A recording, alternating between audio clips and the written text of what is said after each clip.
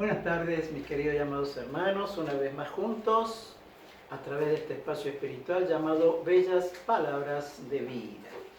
Seguimos contemplando el Salmo Miserere, el Salmo de la Misericordia, el Salmo 51.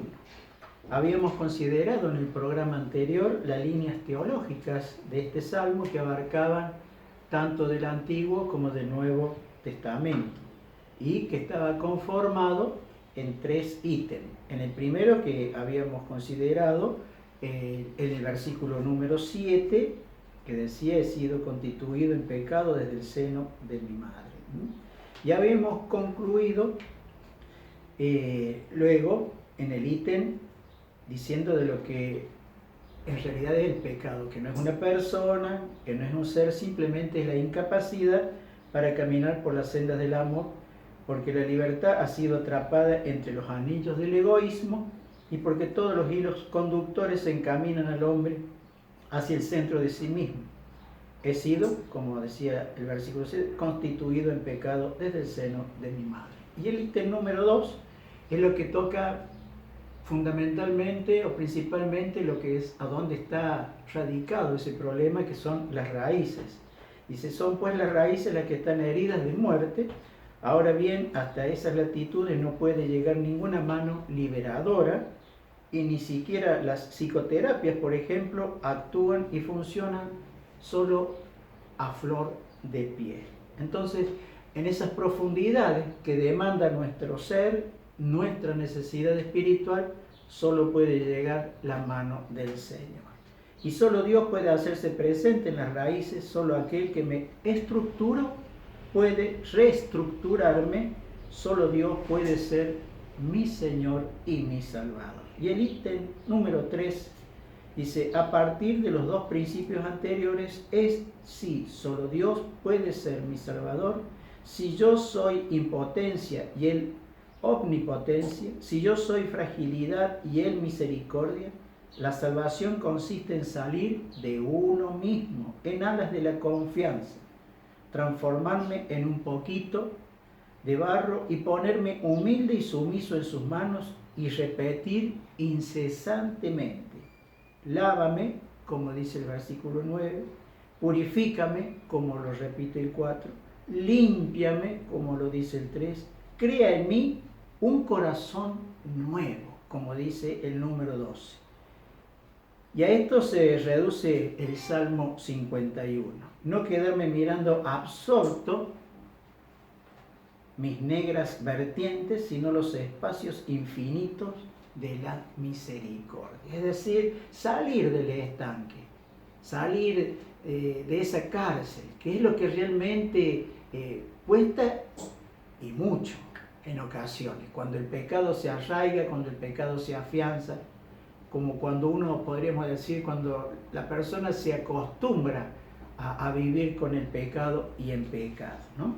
Entonces, pero está también la otra cara del Salmo, que viene a ser la humildad y la confianza. Dice: he aquí el alma del Salmo 51. Frente a aquel binomio, que podríamos decir trágico, de muerte, que es la vergüenza, la tristeza, el Salmo 51 levanta en alto el binomio de vida, humildad, confianza. Aquí está la salvación y la vida, y se abren ante nuestros ojos cielos azules y noches estrelladas. La salvación está a las puertas. Y así es que el salmista irrumpe en el escenario casi precipitadamente, llevando en alto la bandera de la humildad y confianza, implorando y apelando a la misericordia eterna. Es decir, en una actitud de viaje, en una actitud de éxodo, el salmista, en lugar de detenerse en sí mismo, lamentando su miseria, sale y se remonta hasta la cumbre misma de la esencia divina. Su bondad, su inmensa compasión, en una concentración interior hecha de intimidad, confianza, ternura y humildad. Es decir, la misericordia de Dios. Dios mío, por tu bondad, por tu inmensa compasión, borra mi culpa. Este es el acorde que da el tono, y el tono mayor a toda la sinfonía del Salmo. El salmista no apela a sus penitencias, lágrimas o torturas mentales, sino a la inmensa compasión divina. La fuente de la confianza está, pues, es tu bondad. Entonces, ahí vemos de que si bien esto se resuelve dándole lugar en la medida que corresponde al Señor en nuestra vida, también depende en gran parte de nosotros, de querer salir, de querer renovarnos y dejar atrás, ¿no? Sin que queden vestigios del pecado en nuestra mente, en nuestro corazón, sabiendo de que el Señor, Él borra absolutamente todo, hace un blanqueo, Él perdona y olvida. De la misma manera tendríamos que actuar nosotros como penitentes, sabiendo de que el Señor me ha perdonado. Y si Él ya lo ha hecho posible, quiere decir que estoy libre de culpa. Es decir, he recobrado, he recuperado la libertad que me quitó el pecado, la alegría, la esperanza, la felicidad, el gozo. Todo aquello que me quitó justamente el pecado. Y en estos tiempos que nos toca vivir tan difíciles, no tan incoherentes, por el hecho de toda esta situación que nos aborda y nunca antes vivida, es como que tenemos que ir descubriendo cosas en el camino de la vida, seguir descubriendo, pero en esta ocasión con mayor prisa, con mayor apresuramiento. ¿Por qué? Porque es necesario a corto plazo o en el momento resolver las cosas. No solamente con un propósito de bien personal, en pos de un beneficio personal, que es lo que se busca, sino también con un propósito abierto, en el sentido de ir al encuentro, de ir a buscar al que también está en esa situación, en esa cárcel, en esa situación de tristeza, en ese cúmulo de muerte que genera el pecado en el corazón y en la conciencia del cristiano. Entonces, justamente la medicación apropiada es un sincero arrepentimiento, con humildad, con sencillez, buscar al Señor, reconociendo su santidad y nuestra frágil y vulnerable humanidad.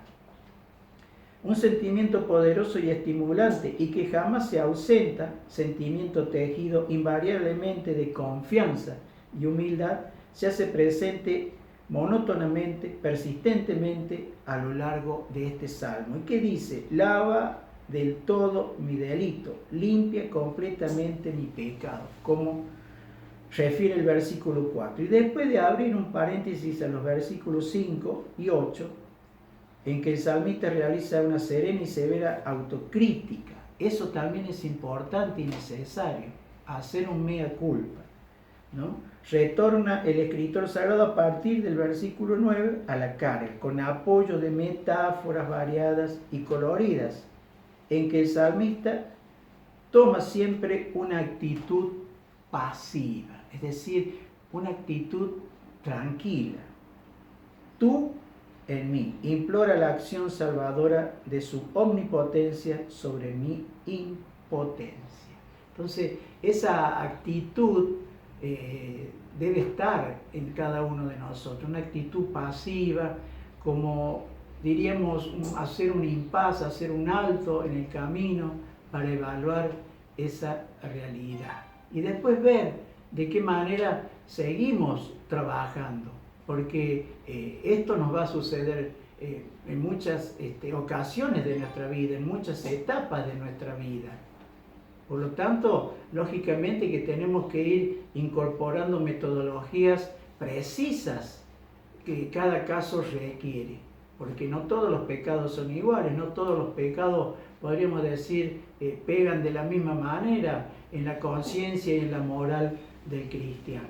Entonces, esto requiere, lógicamente, una dedicación cada vez más precisa, más puntual en esa búsqueda, ¿no? De clamarle, de suplicarle al Señor que nos limpie, que nos purifique, que nos pueda presentar santos e irreprensibles ante la presencia del Padre.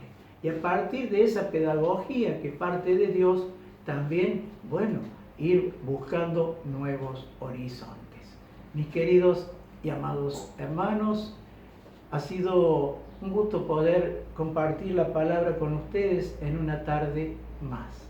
Paz y bien para ustedes. Bendiciones.